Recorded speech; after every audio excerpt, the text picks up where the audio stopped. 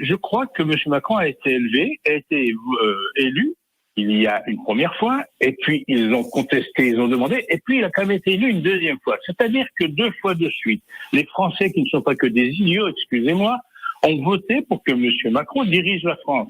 Mais par exemple, enfin, je ne vais pas dire de nom parce que je ne suis pas comme ça, mais il a été insulté, qu'est-ce qu'on peut faire? Qu'est-ce qu'on peut voir? De quel droit des hommes s'arrogent la France? C'est nous la France, c'est nous, on va bloquer la France, on va paralyser. Mais ils sont idiots. Ce sont des sous-hommes, ça. Ce sont des mecs qui n'ont aucune, ce sont des infantiles. Qu'est-ce que vous dites? Qu'est-ce que vous dites, Gérard? Attendez, Gérard. Oh, Gérard. Ça, je peux pas vous laisser dire ça. Coupez-le, je vais l'insulter. Non, on va pas s'insulter. Je vous le dis, moi. Les sous-hommes, ils mangent comment, lui?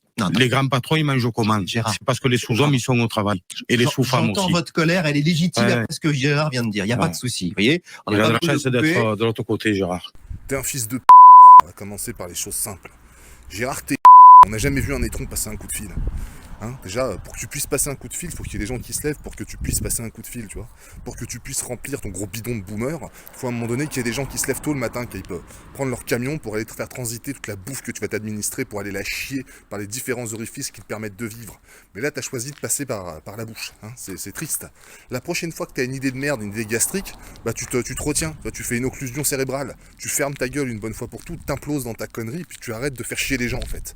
Et bravo à ce monsieur, alors je sais pas qui c'est, qui est sur le plateau télé là, qui reste stoïque mais qui lui dit quand même fais attention parce que si je te croise mon pote, l'empreinte digitale tu vas la prendre en pleine courge, ça me paraît évident.